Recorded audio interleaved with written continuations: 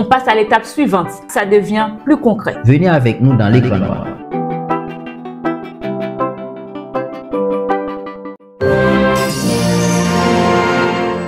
Bienvenue dans notre écran noir. Cette vidéo est consacrée à la structure de notre couche d'accès aux données, DAO, Data Access Object. C'est ce qui va nous permettre d'accéder à la base de données de manière propre, modulaire et réutilisable, sans mélanger ça avec la logique métier. D'ailleurs, j'ai ici un petit diagramme de notre architecture. Alors, dans ce système, les interfaces sont coloriées en vert, les classes abstraites en jaune et les classes concrètes en bleu. On peut y voir 3 niveaux, dont le plus haut niveau est représenté par l'interface IDAO. IDAO fournit un contrat global ou un contrat commun à tout le système. Ce contrat est implémenté dans la classe abstraite Abstract DAO AMPL. Puis, nous avons le deuxième niveau qui est une sorte de spécialisation. On a 2 spécialisations, dont iRestaurant Related DAO, qui est en fait une spécialisation qui concerne toutes les entités liées directement à un restaurant. Et l'autre spécialisation, iOrder Related DAO, qui concerne toutes les entités liées directement à une commande. Alors, on passe au 3e niveau, qui sont les spécifications. On peut y trouver les tickets DAO, restaurant DAO, order dish DAO, etc. Ok, donc ta couche DAO, c'est genre un pont entre la base de données et le reste de l'application. Tout à fait. Avant de commencer l'implémentation de la couche DAO, nous allons créer une exception personnalisée, DAO Exception. Ok? Alors, elle nous permettra d'unifier la gestion des erreurs dans la couche d'accès aux données, d'isoler les exceptions techniques comme celle de JPA et de préserver une interface propre côté métier. En résumé, elle centralise, clarifie et prépare notre code à mieux évoluer. Alors, on commence tout de suite avec l'interface de base IDAO. C'est elle qui va définir ce qu'un DAO peut faire, quel que soit le type d'entité. Et du coup, elle va contenir quoi exactement comme méthode cette interface? Les classiques Find by ID pour retrouver une entité par son ID, Find All pour récupérer toute la table, Save pour enregistrer ou mettre à jour une entité, Delete pour la supprimer une entité, mais aussi quelques petits bonus, Find By, Find One By, Find Unique By pour des recherches basées sur un champ spécifique. On est sur une interface générique, donc tout est typé avec la lettre T pour l'entité et ID pour l'identifiant. Maintenant, on passe à l'implémentation de la classe Abstract DAO AMPL. C'est une classe abstraite qui va implémenter le contrat de l'interface IDAO. Attends, donc toutes les entités vont pouvoir utiliser cette implémentation sans rien faire? Tu as tout compris. Tous les DAO vont tout simplement hériter de cette implémentation. Et comme tu peux voir dans le constructeur, on injecte la classe de l'entité dans le constructeur et on peut directement exécuter du JPQL dessus. Nous allons implémenter ensemble la méthode Find by ID.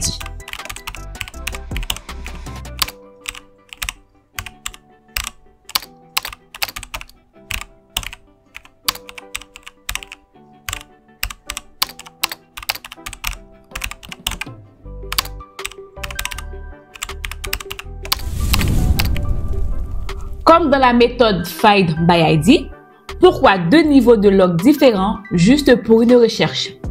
Ok. Le premier, le niveau info, c'est à tracer les actions métiers. Le second, le niveau debug, donne plus de détails pour le débugage, comme l'ID par exemple. Et si EntityManager.find échoue, ça remonte direct une exception de type DAO exception? Oui, comme tu peux le voir, j'attrape les Illegal Argument Exception pour les encapsuler proprement dans une exception métier. Maintenant, implémentons ensemble la méthode FindAll.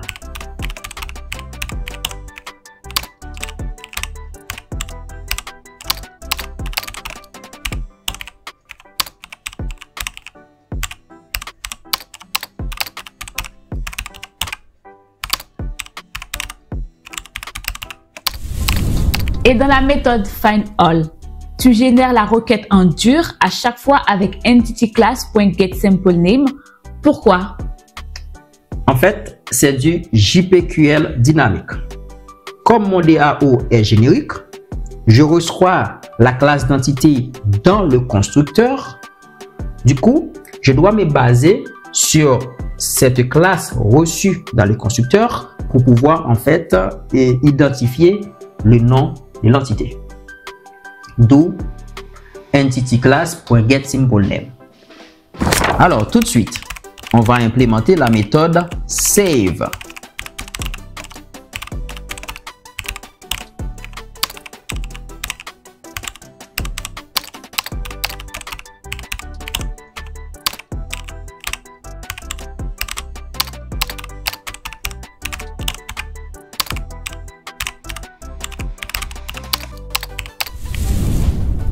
Mais tu utilises merge dans la méthode save. Pourquoi pas persist? Parce que merge gère à la fois les entités nouvelles et celles à mettre à jour. C'est plus souple dans un DAO générique. Et si aucune transaction n'est active? Alors, j'intercepte le type d'exception qui est envoyé, à savoir Transaction Required Exception, et je la transforme en DAO Exception, notre exception personnalisée pour garder une gestion uniforme des erreurs. Implémentons ensemble la méthode delete.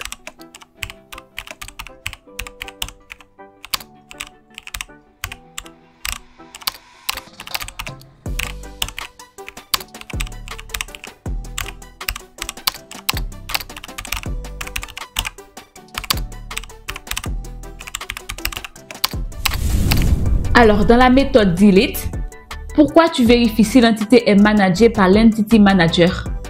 Parce que la méthode remove qui se trouve à l'intérieur de la classe entity manager ne fonctionne que sur des entités attachées. Sinon, ça plante. Et pourquoi tu ne la merges pas d'abord, comme ça elle sera attachée? C'est une bonne question. J'ai préféré que ce soit explicite. L'appelant, la méthode appelante, doit fournir une entité déjà managée. Ça évite des effets de bord. Passons à la méthode findBy.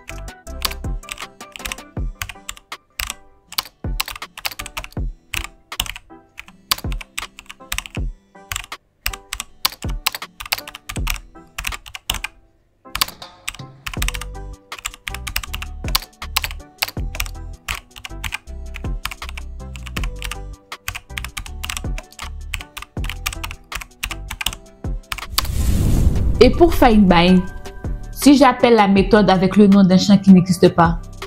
Alors, on a anticipé ce cas avec la méthode enshowFieldExist. Cela nous permet en fait d'éviter une erreur tardive côté JPA. Et tu construis la requête comment exactement? Ok, si tu vas dans la méthode Build Query, tu vas voir, je compose dynamiquement une requête JPQL et je bind le paramètre. Donc, pas d'injection SQL possible. Nous allons implémenter la méthode FindOneBy.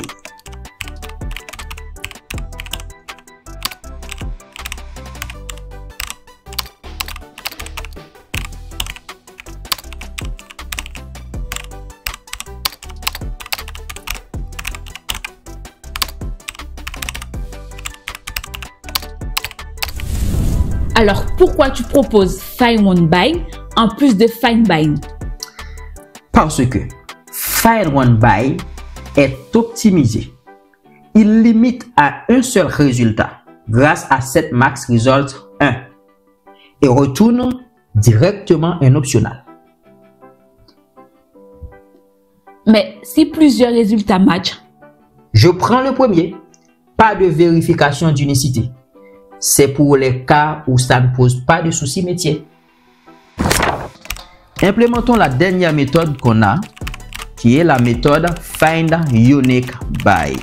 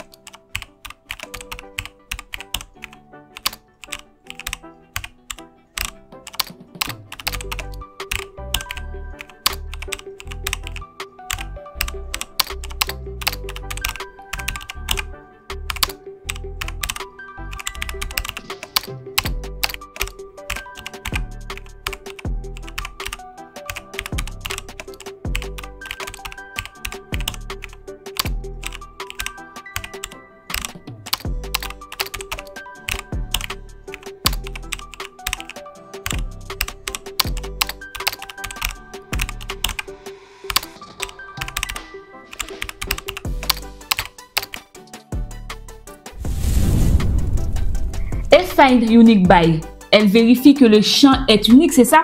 Exact. Je limite à 2 résultats pour vérifier l'unicité sans charger toute la table. Et s'il y a plus d'un résultat? Alors dans ce cas, je lève une exception de type Non-Unique Field Exception. C'est une alerte claire sur un problème métier ou de données. Maintenant, nous sommes en train de créer l'interface iRestaurant Related DAO, qui est une spécialisation de l'interface IDAO. Son rôle est de définir un contrat spécifique. Ce contrat garantit que toutes les implémentations fourniront les méthodes adaptées à la relation avec Restore. Par exemple, on aura une méthode FindByRestaurant, FindUniqueByRestaurant, FindByRestaurant with Creation Date Range. Ici, nous sommes en train de créer la classe Abstract Restaurant Related DAO AMPL. Son rôle, c'est d'honorer l'interface iRestaurant Related DAO. Et par la même occasion, elle héritera de la classe globale Abstract DAO AMPL.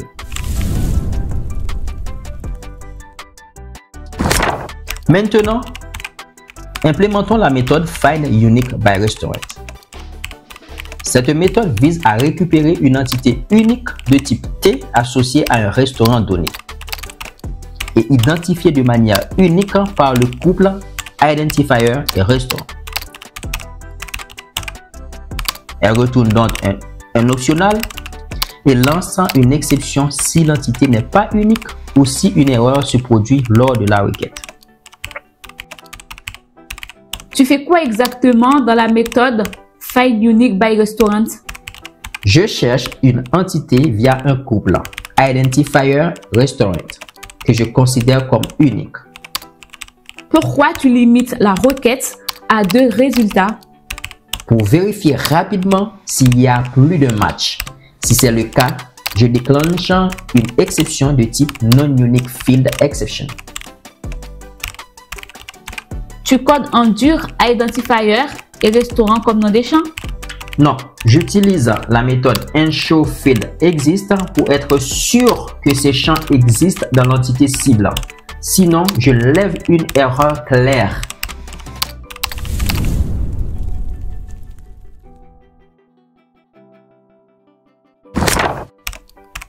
Passons tout de suite à la méthode FindByRestaurant. Cette méthode permet de récupérer toutes les entités de type T liées à un restaurant spécifique. Dans la méthode FindByRestaurant, tu délègues simplement à la méthode FindBy avec le nom du champ restaurant? Exact, je ne réinvente pas la roue. Restaurant est un champ courant dans toutes les entités liées à un restaurant. Et si jamais le champ restaurant n'existe pas dans une entité? Alors, c'est géré par la méthode enshowFieldExist dans la méthode FindBy de la classe parent. Donc, je suis couvert. Nous sommes en train d'implémenter la méthode FindByRestaurant with CreationDateRange. Et ta méthode FindByRestaurant with CreationDateRange, elle cherche quoi exactement? Cette méthode récupère toutes les entités de type T associées à un restaurant donné et créé entre deux dates spécifiques, d'où le start date et le end date. Elle retourne une liste des entités filtrées par plage de date de création et peut lever une exception en cas d'échec.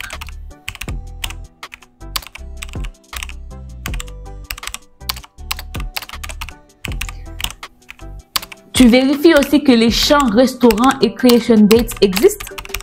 Toujours. Si l'un des deux est absent d'une entité, je le signale tôt grâce à la méthode enshowFieldExist. Et pourquoi tu classes les résultats par e.id? C'est une convention que je garde pour garantir un ordre stable. On peut toujours personnaliser si besoin.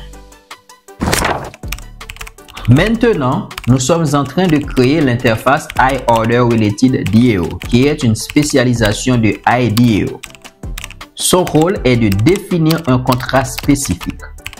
Ce contrat garantit que toutes les implémentations fourniront des méthodes adaptées à la relation avec une commande. On peut y trouver pas mal de méthodes, mais pour l'instant, on va mettre la méthode FindByOrder.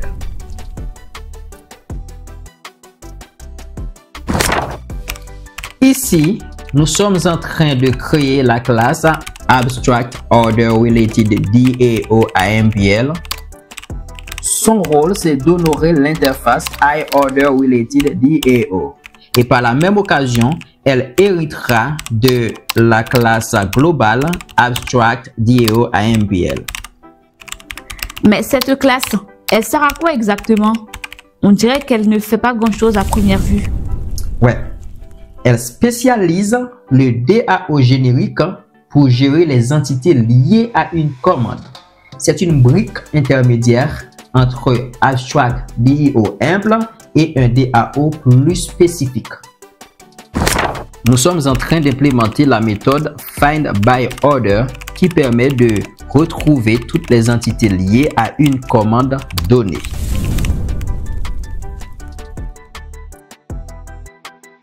À présent, nous sommes prêts à créer un ensemble de DAO spécifiques à une entité. Commençons par l'entité restaurant. Nous allons d'abord créer son interface iRestaurantDAO.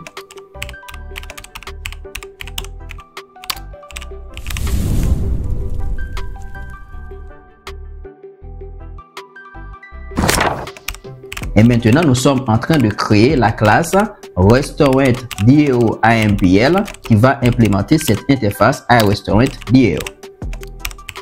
Dans cette classe, nous allons tout simplement implémenter la méthode FindUniqueByIdentifier.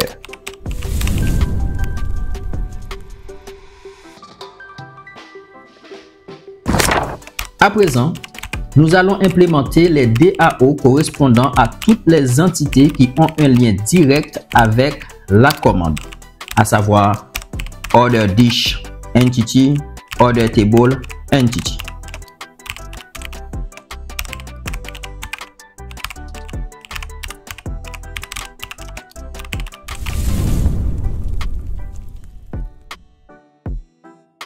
À présent, nous allons créer un ensemble de DAO pour les entités qui ont un lien direct avec l'entité restaurant.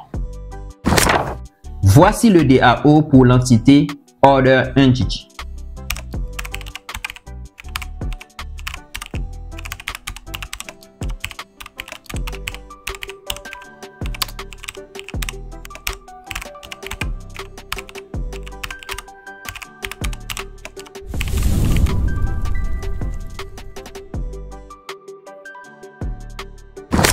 Voici le DAO pour l'entité Plate Entity.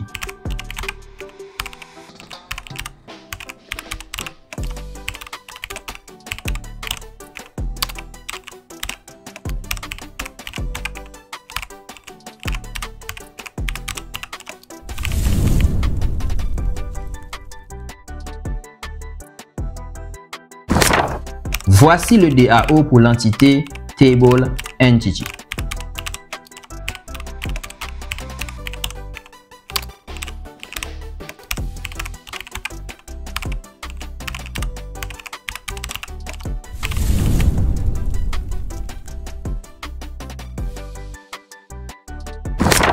Voici le DAO pour l'entité Ticket Entity.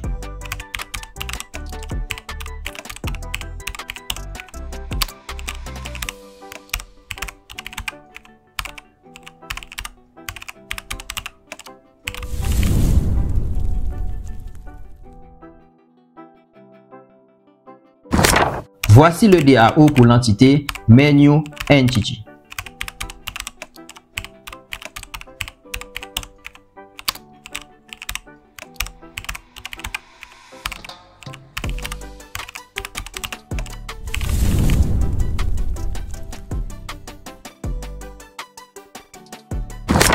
Pour finir, nous allons implémenter le DAO correspondant à l'entité Menu Item Entity.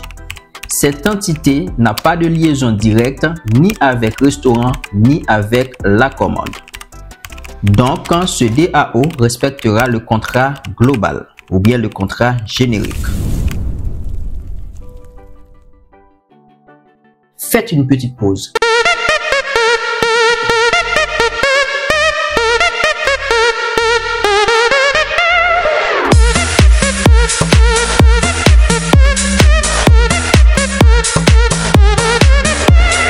Abonnez-vous à la chaîne et mettez un petit like si vous aimez ce genre de contenu. On compte sur vous pour qu'on puisse continuer à jouer au pompier ensemble. Mais au final, c'est quoi le vrai bénéfice de toute cette architecture? Franchement, c'est compliqué. C'est pas si compliqué. Parce que ça va nous éviter pas mal de problèmes à l'avenir.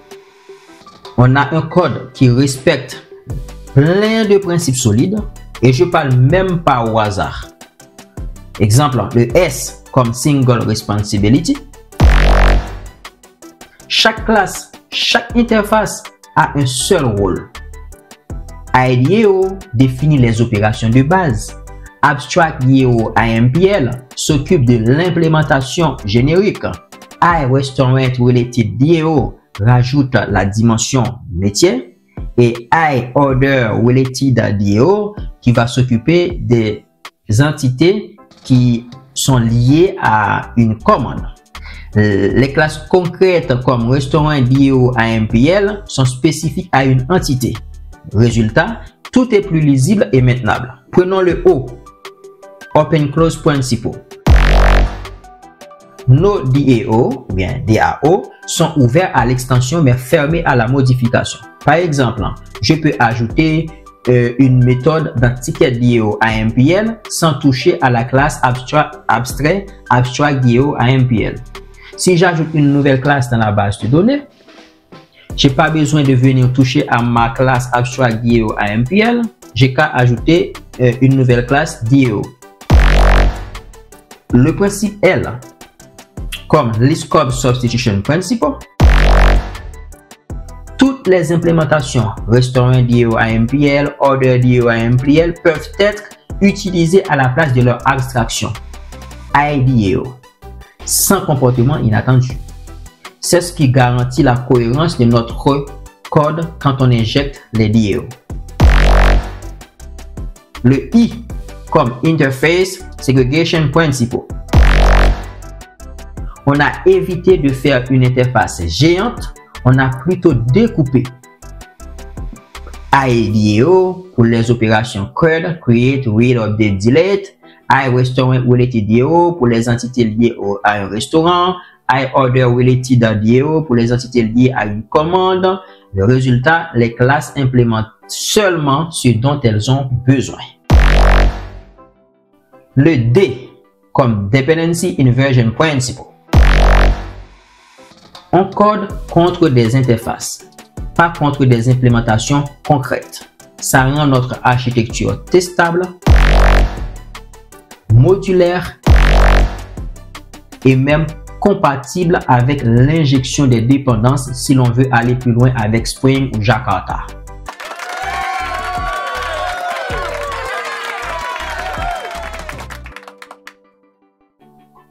Et bonus, le clean code. Les noms sont explicites. Les responsabilités sont bien séparées. Les méthodes sont courtes. Ça rend le code compréhensible.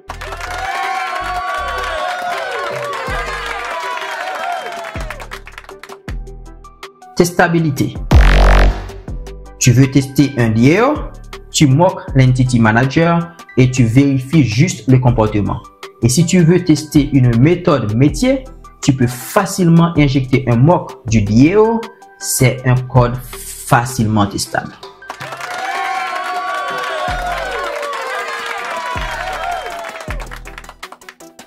Dry. Don't repeat yourself. Pas besoin de copier-coller la même méthode Find by ID dans 15 DAO. Elle est déjà dans Abstract DAO AMPL. On évite la duplication, donc moins de bugs et moins de maintenance.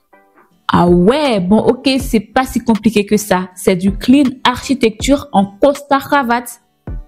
Exactement, et là on n'est que dans la couche DAO. Imagine quand on branche ça à la couche service. Et voilà les pompiers du code. Vous avez maintenant une architecture DAO robuste, réutilisable, clairement découpée, testable et alignée sur les principes solides. On a respecté le dry, don't repeat yourself, fait du clean code et surtout posé des fondations solides pour le reste de notre projet.